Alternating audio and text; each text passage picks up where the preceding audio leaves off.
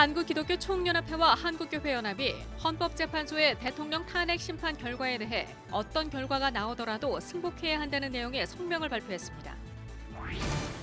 일본 교회가 목회자가 없는 교회, 이른바 무목교회가 늘면서 한국교회에 더 많은 선교사 파송을 요청하고 있어 두 나라 선교 협력의 필요성이 강조되고 있습니다. 노숙인들의 자활을 돕는 인천의 한 사회적 기업의 화재가 발생해 내부가 모두 불탔습니다. 복구되려면 최소 6개월은 걸릴 것으로 보입니다. 최근 기독교 대한감리회 지도자급 목회자가 감리교 신학대학교 개강체풀에서 여성 비하 발언을 해 논란을 일으켰습니다. 해당 목회자는 공식 사과했습니다. 여러분 안녕하십니까? 3월 9일 목요일 CBS 뉴스입니다. 보수 연합기구인 한국기독교총연합회와 한국교회연합이 내일 발표될 헌법재판소의 대통령 탄핵 심판 결과에 대해 어떤 결과가 나오더라도 승복해야 한다는 내용의 성명을 발표했습니다. 한기총은 자신이 원하는 결과가 나오지 않는다고 원망하거나 탓하는 일이 있어서는 안 될 것이라며 양분된 국민이 아닌 하나로 화합된 국민으로서 내일의 대한민국을 열어가야 한다고 말했습니다. 한교연 역시 헌재의 대통령 탄핵 선고에 무조건 승복해야 한다며 헌재의 결정은 그 자체로 존중되고 보호되어야 한다고 강조했습니다. 한교연은 또 헌재와 헌법재판관을 상대로 자행되고 있는 비이성적이고 폭력적인 압박은 법치를 부정하는 반민주적 폭거나 다름없다며 어떤 불법적인 단체 행동도 절대 용납될 수 없다고 덧붙였습니다. 일본 교회가 목사가 없는 교회, 이른바 무목교회가 늘면서 한국교회에 더 많은 선교사 파송을 요청하고 있습니다. 임지에 비해 목회자 배출이 많은 한국교회 입장에서 일본 선교사 파송을 보다 긍정적으로 검토해 볼 필요가 있어 보입니다. 최경배 기자입니다. 우리보다 300년 앞선 1550년 무렵 기독교를 받아들인 일본은 불과 30-40년 만에 기독교인 수가 당시 인구의 2%, 90만 명에 달할 정도로 크게 증가하기도 했습니다. 하지만 오늘날 일본 교회의 전망은 그리 밝지 않습니다. 기독교 인구가 전체 인구의 1%대에 불과한 일본 교회는 2050년이면 교인 수와 재정이 지금의 절반으로 줄어들 것이란 우려가 나오고 있습니다. 당장 목회자 수급에도 어려움을 겪고 있습니다.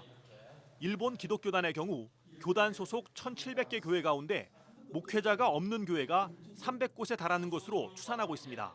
都会の教会というよりは田舎に行けば行くほど一人の牧師が3つの教会を献牧しているという例があります。その牧師がいない教会というのはこれからも増えていくだろうと思っています。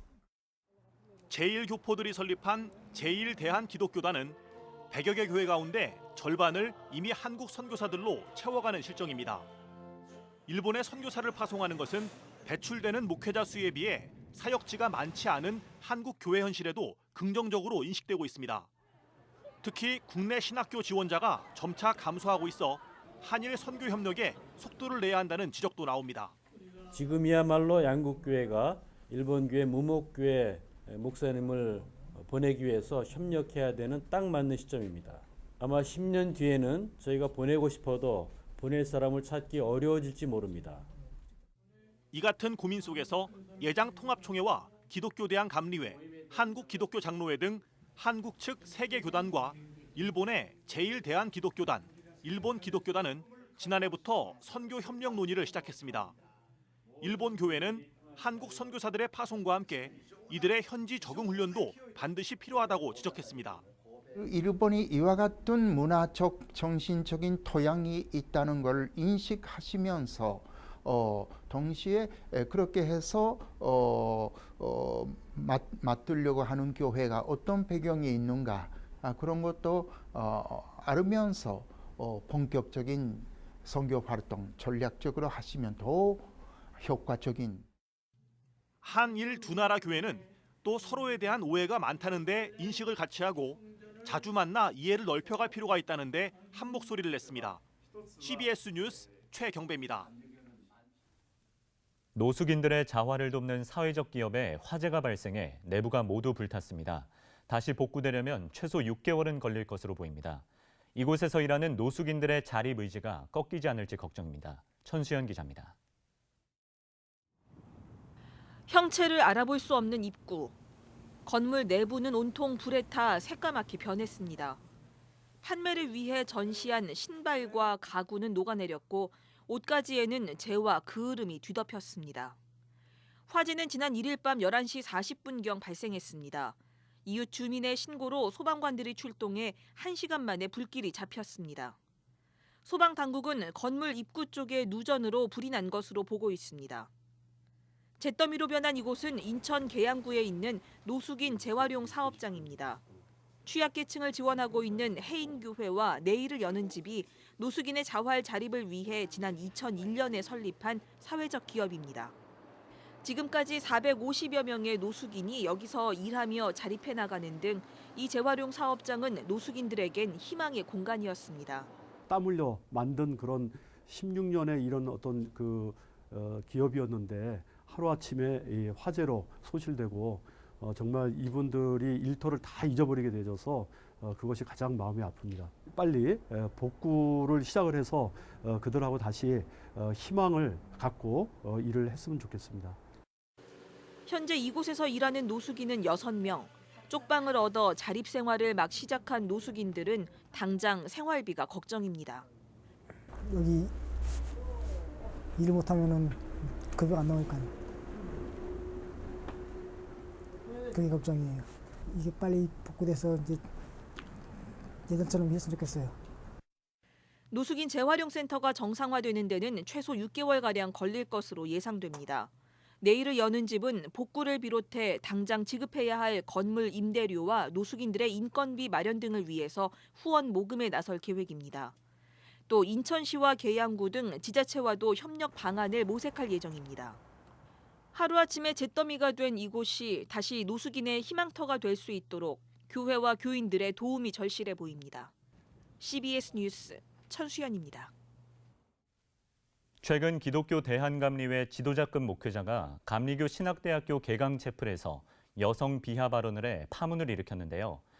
해당 목회자가 학생들에게 공식 사과를 하면서 자숙하겠다고 밝혔지만 세계 여성의 날인 어제 목회자들의 비뚤어진 여성관을 걱정하는 목소리가 컸습니다. 송지열 기자의 보도입니다. 기독교 대한감리회 중부연회 윤보한 감독이 얼마 전 감리교 신학대학교 개강체플에서 설교한 내용입니다.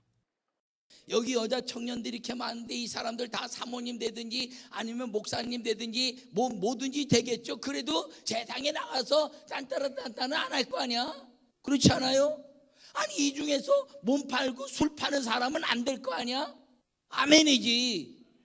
그러면 윤보한 감독은 이 밖에도 한 여학생에게 며느리를 삼고 싶은데 나이가 많다고 하는가 하면 장애인 비하 발언까지 했습니다.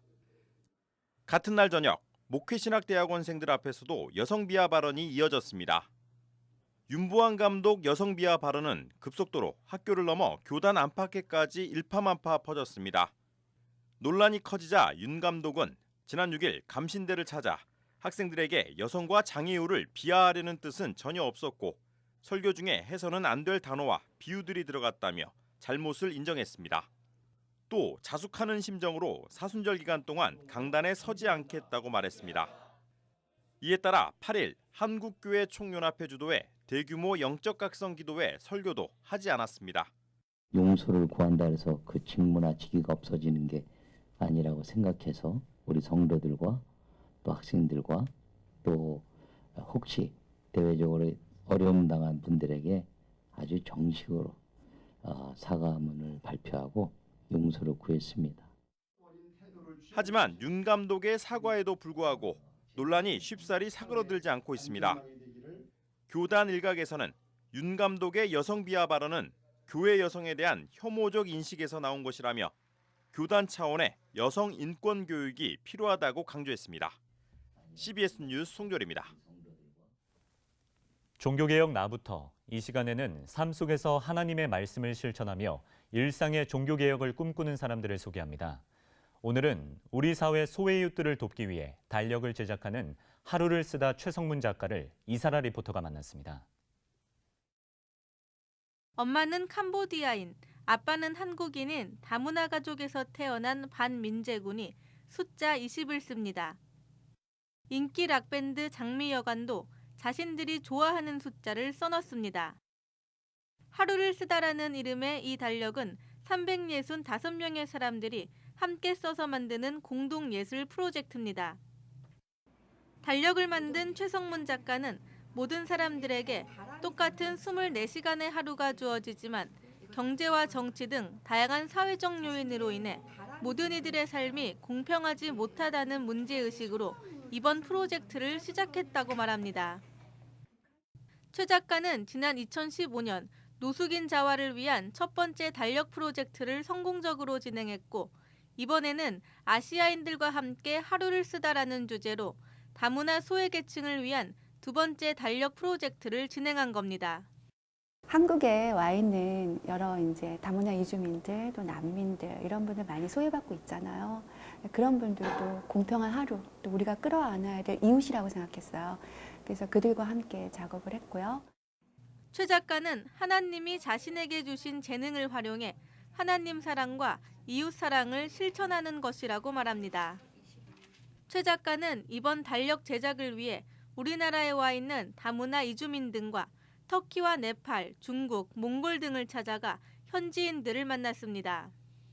총 18개 국적의 아시아인들과 15개월에 걸쳐 완성한 이번 달력의 판매 순수입금 전액은 다문화 이주민 가족과 도시 빈민 등을 위한 자립 기금으로 후원했습니다. 최 작가는 하루를 쓰다 어플을 통해 우리 사회 소외계층을 돕는 후원금 모금을 계속하고 있고 하루를 쓰다 팟캐스트를 통해 달력 프로젝트를 하며 만났던 사람들의 이야기를 나누고 있습니다. 모든 이들의 하루가 공평하고 소중하다는 마음으로 소외되고 어려운 이들의 행복한 내일을 꿈꾸는 최성문 작가를 응원해봅니다. CBS 뉴스 이사라입니다. 기독교 한국침례회가 오늘 서울 여의도에 있는 총회회관에서 연금정책 설명회를 개최했습니다. 침례회 소속 지방회장과 총무 등이 참석한 가운데 열린 설명회에서 유관재 총회장은 안전한 연금 운용을 위해 투자사와 연계하지 않겠다고 말했습니다. 유관재 총회장은 또 원활한 연금 운용을 위해 적극 협조해달라고 당부했고 지방회 대표들은 불투명하게 운영됐던 타 교단의 기금 운영을 예로 들며 투명한 재정 운용을 요구했습니다. 침례교 총회 측은 목회자들의 의견을 더 수렴하고 연구한 뒤 오는 5월 열리는 목회자 부부 영성대회에서 세부적인 연금 정책 계획을 발표할 예정입니다. 구약성서 출애굽기를 토대로 한 영화 10개가 오는 4월 개봉합니다. 영화 10개는 브라질 최대 방송사 레코드가 방영한 드라마를 지난해 영화화한 브라질 영화로 성서 원문의 내용을 충실히 담아 교육용으로 적합하다는 평을 받고 있습니다. 영화는 오는 4월 전국 메가박스에서 만나볼 수 있습니다.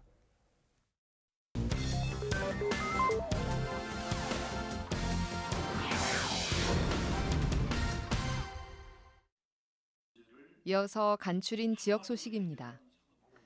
전북 장로교회 연합회가 정기총회를 열고 신임 회장으로 전주 기린봉교회 김진열 목사를 선출했습니다. 분열된 장로교가 하나가 되도록 또 화합하고 화해하도록 하는 데 최선을 다할 것을 약속해 드립니다.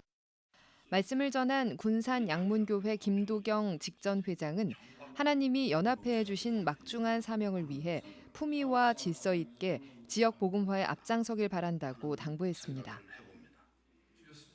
한국교회연합과 다음 세대 부흥을 위한 목회 전략 전국 투어 컨퍼런스가 전주 바울교회 비전센터에서 열렸습니다. 행사를 주관한 다니엘 기도회 그리고 꿈이 있는 미래 대표 김은호 목사는 이번 프로그램을 통해 예배를 회복하고 다음 세대의 교회 정착을 돕길 바란다고 말했습니다. 다니엘 기도회와 꿈이 있는 미래는 오륜교회의 목회 성장 비결이 담긴 선교 기관으로 전주 지역을 시작으로 6월 29일까지 전국 11개 도시를 순회할 예정입니다. 여수 지역 어머니들이 모여 가정을 위해 기도하는 시간이 매주 수요일 여수 은현교회에서 열리고 있습니다. 개강 예배에서 말씀을 선포한 여수 은현교회 최규식 목사는 기도하는 어머니의 중요성을 전하며 자녀들이 하나님을 경외하고 기도하며 훈계할 것을 당부했습니다. 여수 은현교회 어머니 기도회는 해마다 학기 시작부터 방학까지 매주 수요일에 진행되고 있습니다. 속초 중앙장로교회가 교인 30여 명이 동참한 가운데 사랑의 쌀 나눔 행사를 가졌습니다. 속초 중앙장로교회는 이번 행사에서 20kg 쌀 100포대와 김 등을 속초 지역 어려운 가정에 전달했습니다. 사랑의 쌀 나눔 행사는 교회 사회부가 주관해 매년 2차례 갖는 연례 행사로 하반기에는 김장 김치도 나눌 예정입니다. 기독교 윤리실천운동이 지난 7일 정기총회를 열고 19대 대선 공명선거운동과 부채 예방 프로젝트 등을 중점 사업으로 정했습니다. 국제구호개발 NGO 월드비전이 어린이들의 올바른 식생활 습관 형성을 위해 어제 식품의약품안전처와 업무 협약을 체결했습니다. 성산생명윤리연구소는 오는 20일부터 6주 동안 서울대 연건 캠퍼스 의과대학 강의실에서 생명과학 시대 생명윤리 지도자 양성을 위한 교육과정을 진행합니다.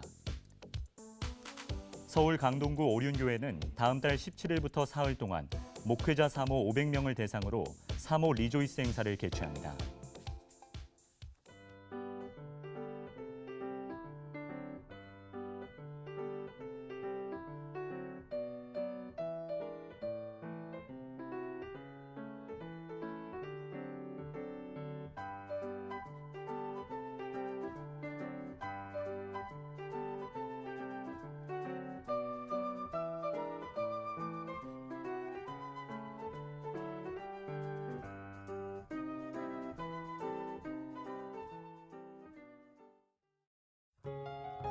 날씨입니다.